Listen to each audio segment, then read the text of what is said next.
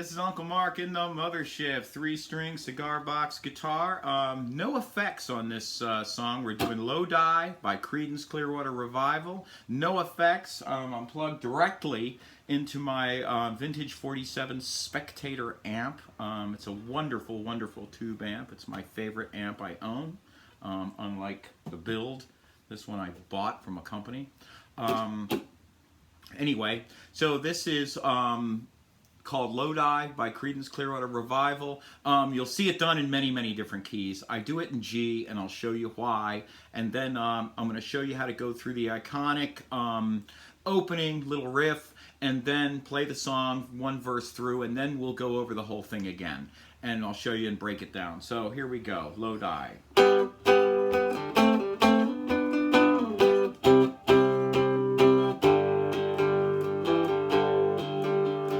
Just about a year ago, I set out on the road, seeking my fame and fortune, searching for a pot of gold.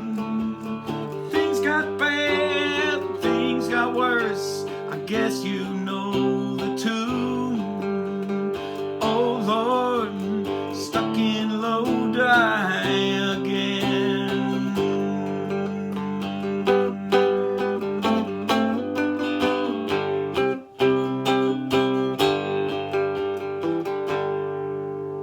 Yeah, pretty simple, easy song. So I play it in G. So just to show you something really fun, there's another way to play a G chord. And you put your first finger here on this B, and you put your second finger there on a G, and you put your pinky up here on the D. Okay, so it looks like this. That's another way to play a G chord. Obviously, if you come up, G, G sharp, A, B flat, B. So I assume at this point you kind of know your way around the fretboard, but let's just break it down even simpler and go here, open. G, D, G is a G chord. G sharp, A, B flat, B, C, C sharp, D, D sharp, E, F, F sharp, G. And that's how it works. It just goes up the fretboard with different shapes. So in this song, I use the G open, but I also use this tricky little G. And sometimes I don't put my finger here, and sometimes I do.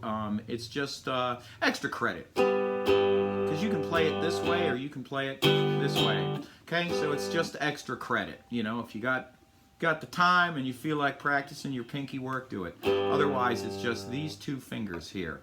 So you're going to put your first finger here on that B string, on the G string on the B, so it's the 4th fret, and it's in between these two. So just remember, the lightest string you have there, put it on the B, and then put your middle finger on this G. Okay? So that's where you're at. The next shape you're going to do is you're going to slide your whole hand up. You're going to keep your first finger down, but you're going to take your 3rd finger and put it right there on this A. So it sounds like this. But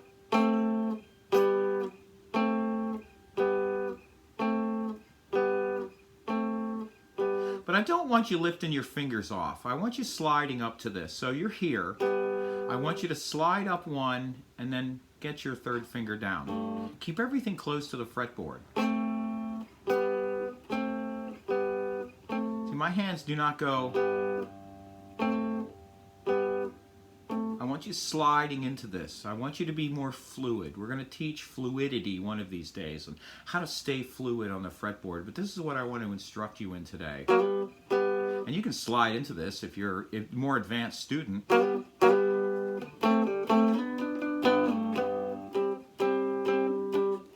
So you're here, you're going to slide up to here. Then you're going to take that shape and you're just going to slide up a whole tone or 2 frets.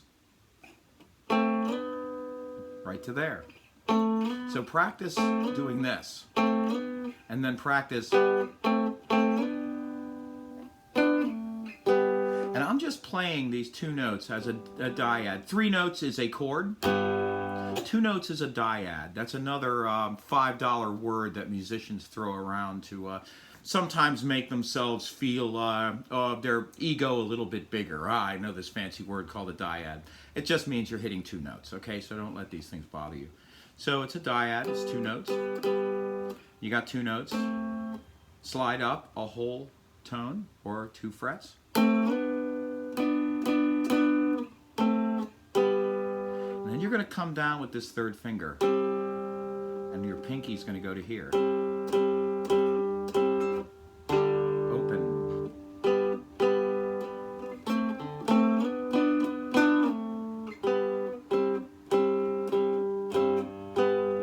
You're going to say, Uncle Mark, you do it a little bit different. You're like here and going.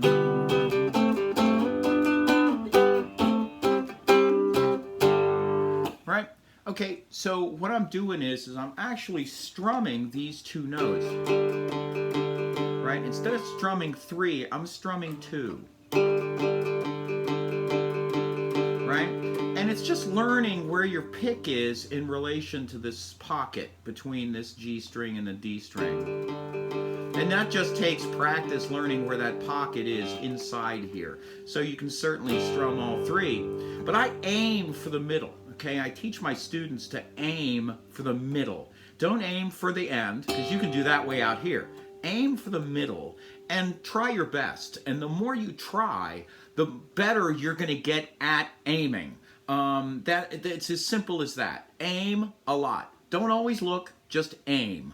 Okay? Your aim one of these days is going to be exactly perfect, and you won't have to look, and you can just look at this and go.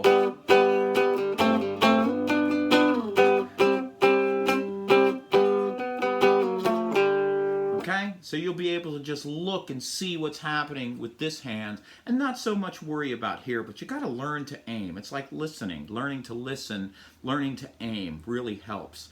So we're here, B, G, and then we move up to C, A, then we move up to D, right, and B, C, then you're going to come up with your pinky or your 3rd finger, depends on how you feel like it. I use both, I don't care. And you're going to come up and hit that D. Now, at this point, you can either go or it's up to you. So, I'm going to go through it real slow again.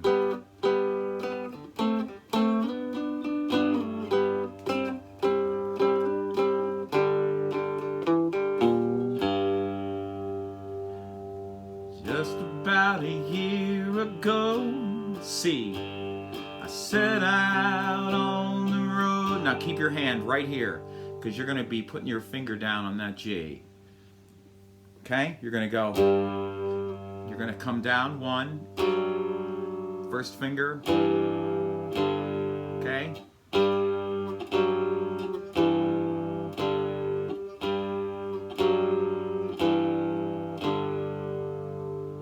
So I rode in on the Greyhound. This is the 2nd verse. C. Be walking out if I go. Here we go. But I was just passing through, must have been. And I don't want you doing it like this. Don't be. No matter who you see, they're going to be using your hands, okay? So I like my 3rd finger, and then I slide down 1 because I can feel that fret right there from G to F sharp, and then I put my finger on the E note, and then open the whole thing. So it's C,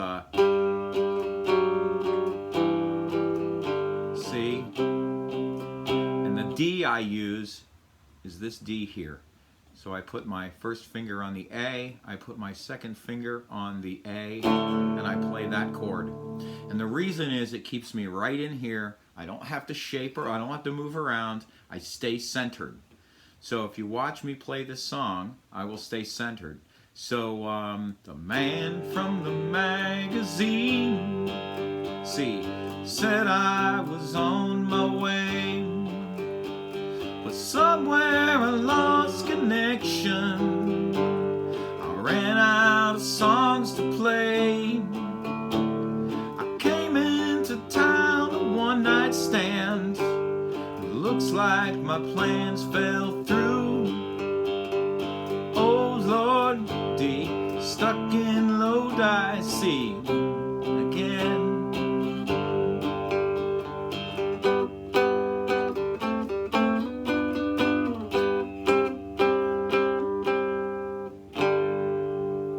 That, folks, is the whole song. So practice this. Practice this. Practice the C. And you can certainly go up to D, but I find the transition back tough. I find it easier to go to D here and then jam.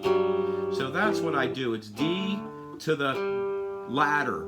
I call this a ladder because you're kind of, I think of a guitar like this. So when you're coming up the ladder, you're walking down the ladder. So I'm kind of walking down a ladder this way.